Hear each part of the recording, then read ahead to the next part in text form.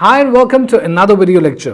एक सवाल जो लोग बहुत ज़्यादा पूछते हैं दराज के हवाले से, लोग ये कहते हैं जनाब कि सर दराज से चीज़ मंगवाएं, अक्सर गंदी निकलती है तो लोग मंगवाते नहीं हैं, तो लोग ऑर्डर नहीं करेंगे। सो दराज के ऊपर ट्रस्ट नहीं करते, सो हम दराज से मंगवाते नहीं हैं। आपको पता है कितनी सारी मीम्स बनी हुई हैं दराज के अगेंस्ट, स्पेशली कस्टमर के एक्सपीरियंस के अगेंस्ट। तो ऐसे में दराज के ऊपर बेचना तो बेवकूफ़ी है, हम अपना टाइम ज़ाया करेंगे। That's a great question. देखो, इस चीज़ को एक दफ़ा वंस एंड फॉर ऑल समझ लो ताकि आपके लिए आइंदा काम आए, बवक्त ज़रूरत काम आए, ये ज्ञान आपके काम आए। रिमेंबर वन थिंग, जब भी प्लेटफॉर्म्स बनते हैं, मार्केट प्लेसेस बनती हैं, कोई नई इनोवेशन आती है, तो चीज़ें एक एवोल्यूशन के प्रोसेस से गुजरती हैं। ये नेचुरल फैक्टर्स हैं, इसको आप कंट्रोल कर सकते हैं, इसको आप बेहतर बना सकते हैं, इसको आप एलिमिनेट नहीं कर सकते। पाकिस्तान में ई कॉमर्स अभी बिल्कुल इन्फेंसी स्टेजेस पे है, अभी ये फैल रही है, बढ़ रही है, ग्रो कर रही है। तो ऐसे में इश्यूज बहुत सारे आएंगे। अगर आपको पुराना ज़माना याद हो, जब कंप्यूटर्स नए नए आए थे, तब बड़ी बड़ी फ्लॉपी डिस्क्स होती थी, कितना कम्बरसम प्रोसेस था उनको इस्तेमाल करने का। फिर सीडीज़ आई, वो सीडीज़ बार बार स्क्रैचेस पड़ जाते थे, उनको साफ़ करना पड़ता था। फिर यूएसबीज़ आई।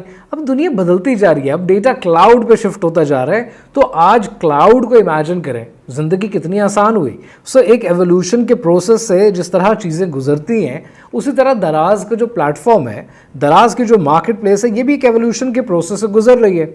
आपको इस चीज़ को इस तरह से सोचना चाहिए कि हमेशा याद रखो कि मार्केटिंग जो होती है ना, ये बड़े बड़े बुर्ज गिरा सकती है। मार्केटिंग आपके बिलीफ सिस्टम चेंज करती है। मार्केटिंग में बड़ी ताकत होती है अगर सही तरीके से एथिकल मार्केटिंग की जाए। सो आज अगर दराज के ऊपर सवालात उठते हैं, जस्ट इमेजिन करो अगर दराज अपने सिस्टम्स को बेहतर बना ले, दराज के पास सेलर्स प्रॉपर तरीके से अच्छी प्रोडक्ट्स देना शुरू हो जाएं, दराज खुला पैसा डाले मार्केटिंग में, जो कि ये ऑलरेडी डालता है। सो चीज़ें तो आहिस्ता आहिस्ता लोगों के ओपिनियंस बदलना शुरू हो जाएंगे, जो कि ऑलरेडी बदल रहे हैं। So maybe it's a matter of 6 months to a year। ये जो कॉन्सेप्ट है ना कि दराज के ऊपर अच्छी चीज़ नहीं मिलती, वो बदल जाएगी। दराज मॉल ख़ास तौर पे जो दराज ने शुरू किया, दैट्स अ ग्रेट आइडिया, और उसके ऊपर लोगों का ट्रस्ट फैक्टर बड़ी हद तक बदल रहा है। दराज रेगुलरली उसको मार्केट भी कर रहा है। So I think the people behind Daraz, they have pretty decent senses और बड़ी अक्लमंदी से अपने प्लेटफॉर्म को वो आगे लेकर चल रहे हैं। सो पाकिस्तान में बहुत अरसा नहीं लगेगा कि जब ये ट्रस्ट फैक्टर्स बदल जाएंगे। नंबर 2 रीज़न ट्रस्ट फैक्टर्स बदलने का वो ये है कि अली बाबा ग्रुप, अगर आपने e commerce and drop shipping का कोर्स कर लिया है अब तक, तो आपने ये देखा है कि वहाँ पे हमने बड़ी सेर हासिल गुफ्तगू की है alibaba.com के हवाले से, और ख़ास तौर पर aliexpress.com के हवाले से। उन दोनों को जो ग्रुप ओन करता है Alibaba and group, so and अब दराज को भी ओन करता है पाकिस्तान में। सो बैक एंड पे अगर इतना बड़ा ग्रुप खड़ा है जो दराज को भी ओन करता है, जो पाकिस्तान में अब इजी पैसा को भी ओन करता है, so they have got some deeper pockets, और वो बहुत पैसा लगा रहे हैं इस प्लेटफॉर्म को चलाने के लिए। दूसरा, आपने ये देखा कि ऑलरेडी ट्रैफिक 8 मिलियन क्रॉस कर चुकी है। अगर आप ऐप स्टोर पे जाएं और ऐप स्टोर पे जाके आप दराज की ऐप देखें तो ऑलरेडी करोड़ से ऊपर डाउनलोड्स हैं। सो इसका मतलब ये है कि अगर ऐप से लोग ऑर्डर कर रहे हैं तो लाख ऑर्डर तो पक्के हैं, अगर 1% है। तो पॉइंट ये है कि ट्रस्ट फैक्टर इतना बड़ा इशू नहीं होता, कि छोटे ब्रांड के लिए बहुत बड़ा इशू होता है, लेकिन with the passage of time, with proper marketing, with ethical marketing, in concepts को न सिर्फ बदला जा सकता है, बल्कि दराज के केस में इनको ऑलरेडी बदला जा रहा है। सो थोड़ा सा वक्त लगेगा, चीज़ें मैच्योर हो जाएंगी। पाकिस्तान को जो एलीट कस्टमर है, जो प्रॉबेबली टॉप पे बैठा हुआ है 5%, 7%, ये पाकिस्तान में दराज क्या किसी वेबसाइट से शॉपिंग नहीं करता।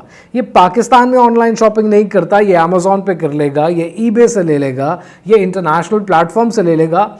हाँ, अगर आपकी वेबसाइट बहुत अच्छी है, आपका इंस्टाग्राम बहुत अच्छा है, आपका कंटेंट फेसबुक पे बहुत अच्छा जा रहा है, तो ये आपसे शॉपिंग कर लेगा। ये 5% आपकी मार्केट नहीं है।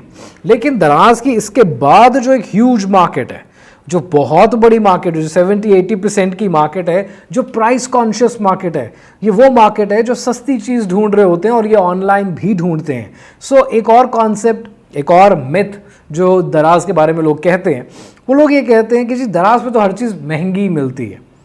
देखो, दराज पर मेजॉरिटी आइटम्स ऐसे होंगे जो दराज खुद नहीं बेच रहा है, ये सेलर्स के आइटम्स हैं। जो सेलर्स के आइटम्स होते हैं ना, वो आज मेरा दिल कर रहा है मैं अपनी प्राइस बढ़ा दूं तो मैंने बढ़ा दी, मैं बैकएंड पे गया, अपने डैशबोर्ड में गया और मैंने प्राइसेस चेंज कर दी। So I can do those changes. So ऐसे में अगर मैं महंगा बेच रहा हूँ और मेरे ऑर्डर्स आ रहे होंगे तो ज़रूर मेरे मुकाबले में कोई ना कोई कंपेटिटर आएगा जो मार्केट में उन प्राइसेस को कम करेगा। हमेशा मार्केट में कंपटीशन होता है, इनविंसिबल कोई नहीं होता। सो मार्केट में कंपटीशन होता है, अच्छी प्रोडक्ट, सस्ती प्रोडक्ट, डिसेंट प्रोडक्ट स्टिक कर जाती है और जो फजूल प्रोडक्ट होती है, जो महंगी प्रोडक्ट होती है, वो आउट हो जाती है। ये मार्केट का असूल है जब हम प्राइस कॉन्शियस ब्रैकेट में काम कर रहे हैं। सो मेरी नज़र में दराज का जो मेजर कस्टमर है, ह्यूज कस्टमर बेस है, वो प्राइस कॉन्शियस कस्टमर बेस है। सो ऐसे में that's another reason, by the way ये एक और रीज़न है कि हम ज़्यादा फोकस करते हैं ड्रॉप शिपिंग की तरफ, ख़ास तौर पर इंटरनेशनल ड्रॉप शिपिंग की तरफ, क्योंकि ये प्राइस कॉन्शियस कस्टमर बेस है ना, इस पर बड़ी मेहनत करनी पड़ती है। सो उतने ही पैसों में हमारी ड्रॉप शिपिंग का स्टोर तैयार हो जाता है। But anyway, since we are talking about Daraz, तो ये प्राइस कॉन्शियस कस्टमर बेस जो 5% के बाद एक ह्यूज 70 to 80% है, ये जो कस्टमर बेस है, इस कस्टमर बेस को अट्रैक्ट करने के लिए अगर कोई महंगी प्राइस रखेगा तो ज़रूर कंपटीशन में कोई और आ जाएगा। सो ये सवाल दराज पे बनता नहीं है कि दराज पे चीज़ें महंगी हैं। दराज के अगर आप परसेंटेजेस कैलकुलेट करें तो मैक्सिमम परसेंटेजेस 20%, जो कि आप ऑलरेडी अपनी प्राइस में इम्बेड कर चुके होते हैं। सो वो इश्यूज़ आपको नहीं आएंगे। सो पहली बात हमने भी ये की कि दराज का जो ट्रस्ट फैक्टर है, ये वक्त के साथ साथ ऑलरेडी चेंज हो रहा है और बड़ी स्पीड से चेंज हो रहा है। सो इसके ऊपर घबराने की ज़रूरत नहीं है, नंबर 1।